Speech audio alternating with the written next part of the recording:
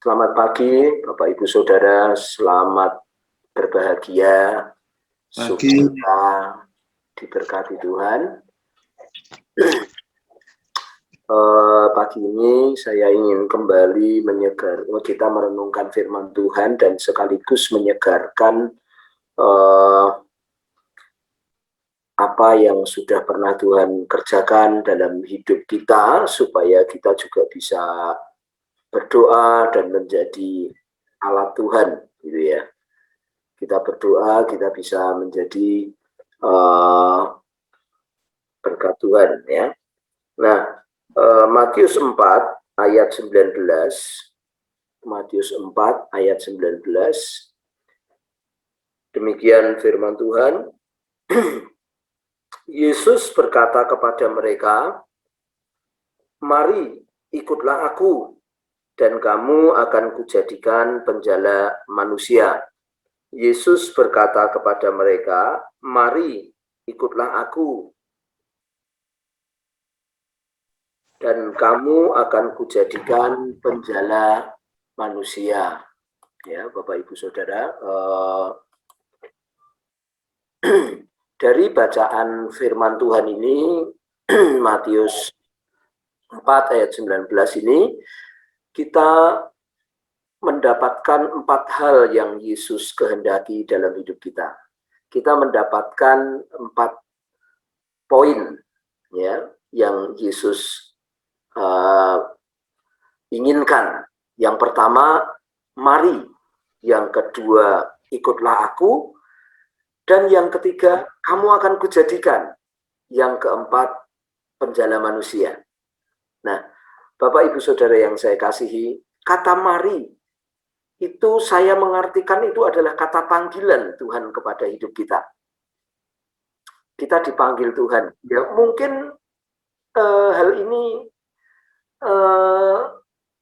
tafsiran saya sendiri, tetapi menurut saya itu panggilan ini, Bapak Ibu Saudaraku, kenapa kok tidak kepada yang lain? Saya dulu punya teman satu geng gitu ya, saudara ya. Saya yang diubahkan Tuhan, saya yang diberkati Tuhan, saudara. Gitu. Kemudian di keluarga saya yang pertama dipanggil Tuhan. Tuhan berkati saya, Tuhan panggil saya, saudaraku ya, dan Tuhan ubahkan saya. Tuhan itu di situ menyatakan diri kepada saya. Itulah kata panggilan. Tuhan memanggil kita. Nah, ini Yesus memanggil murid-muridnya. Yesus memanggil kita, saudaraku. Kata mari. Nah, oleh karena itu Bapak Ibu Saudara di tempat ini bersyukur kepada Tuhan. Kalau dari banyak saudara Bapak Ibu Saudara di rumah, kalau banyak dari teman-teman Bapak Ibu Saudara di rumah, kalau banyak saudaraku dari teman-teman mungkin sekolah, mungkin komunitas Bapak Ibu Saudara, Bapak Ibu Saudara yang dipilih Tuhan, dipanggil Tuhan, ya.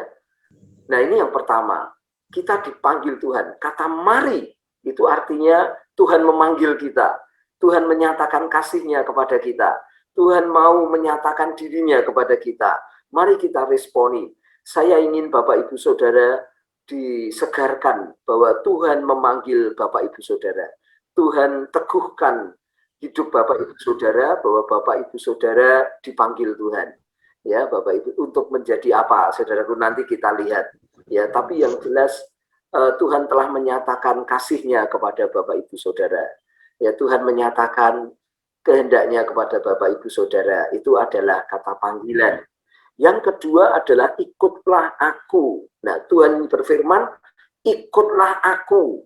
Nah, ikutlah aku di sini yang diinginkan Tuhan adalah kita belajar dengan Tuhan.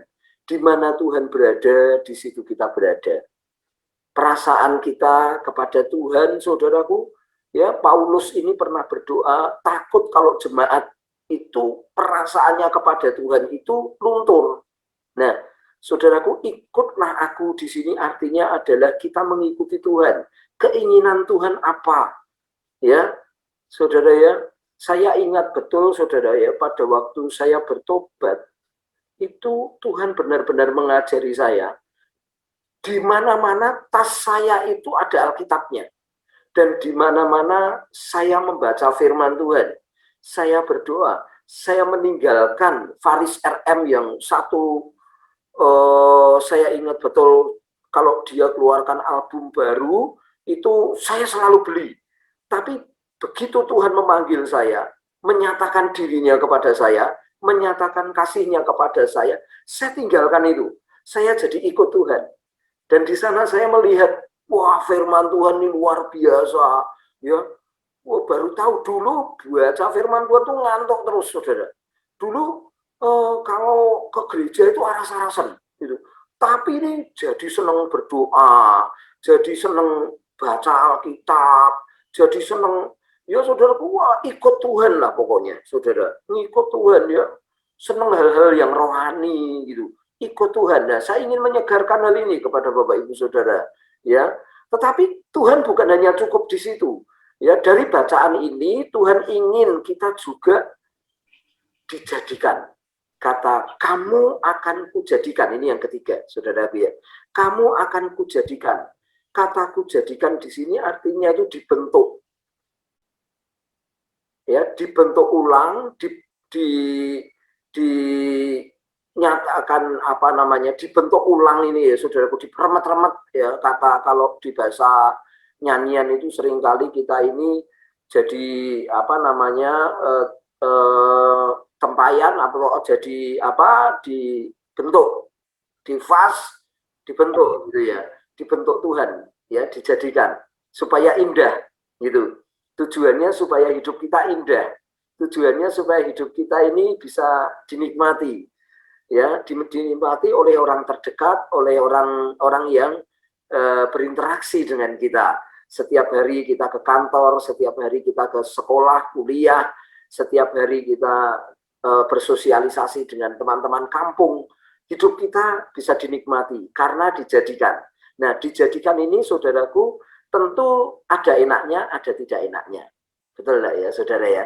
Ya, kalau kita ini tanah liat itu diremet-remet ya, dikasih air, lalu saya ingat betul ya, zaman saya SMP itu, saya punya teman itu di Klaten itu orang yang bikin tembikar, ya. Ternyata dari tembikar itu tanah itu digiling dulu, dilembutkan dulu, saudaraku, dipukul-pukul. Zaman dulu belum ada gilingan, zaman dulu adanya pukulan itu, pong pong pong pong pong pong pong, dipukul-pukul lalu diinjek-injek, saudaraku ya, kemudian baru ditaruh di bundaran yang bawahnya ada as roda, kemudian dibentuk ya, dibentuk di sini saudaraku yang tidak enak bener ya. Saya lihat kalau manusia digitukan yo sakit semua, tapi saudaraku ini tujuan Tuhan supaya indah, hidup kita supaya indah, kita dilepaskan, kita saya lihat di situ kalau ada kerikilnya saudaraku ya, kerikilnya itu dibuang, dicopot gitu ya, dibuang gitu ya. Nah itu semua Yesus membentuk kita. Kita dijadikan supaya kita indah ya, supaya kita ini bisa dinikmati oleh orang terdekat, oleh keluarga kita, tetangga kita, teman kerja kita ya. Hidup kita bisa dinikmati manis, hidup kita menyenangkan, hidup kita ini bisa jadi berkat. Ini hasil dari sebuah pembentukan. Yang keempat adalah penjala manusia, saudara. Yang terakhir ini, saudaraku, orientasi Tuhan, saudaraku, manusia. Orientasi Tuhan adalah manusia, saudara. Ya, kita mesti punya belas kasihan, kita mesti berorientasi melayani manusia. Kita dimanapun berada, saudaraku, kita harus bisa menyatakan kasih Tuhan. Ya, pikiran kita bukan yang lain, pikiran kita supaya manusia itu mengenal Tuhan, manusia itu dipanggil Tuhan, manusia itu diberkati Tuhan, tetangga kita, teman kita, ya, itu menjadi orientasi yang kita layani. Itu menjadi orientasi yang harus kita rekrut ya, saudara ya. Nah, saya mau bagi berkat sedikit ya. 2 minggu itu teman Jepara kerja di membuat pintu gerbang gudang, kemudian merenovasi apa namanya jendela dan pintu besinya, kemudian bikin kanopi, bikin toko, pintu toko gitu ya, saudara ya. Nah, dari dulu dia sudah menyatakan dirinya, Dia waktu ngobrol dengan saya, itu ngomong begini, Pak Kris, kok orang Kristen tuh baik-baik ya, dan senyumnya itu ramah-ramah, gitu. Orangnya ramah-ramah, baik-baik. Nah, itu sudah poin kita mau, saudaraku. Nah, kemudian terakhir kemarin saya bilang sama dia, Tuhan Yesus mengasihi. Itu. Tuhan Yesus tuh punya rencana buat hidupmu. Nah, saudaraku, kemudian saudaraku saya belum doakan, saya belum tantang, saudaraku saya ajak makan dia di Pak Yanto, saudaraku yang haram-haram gitu. Saudaraku, oh dia mau, saudaraku.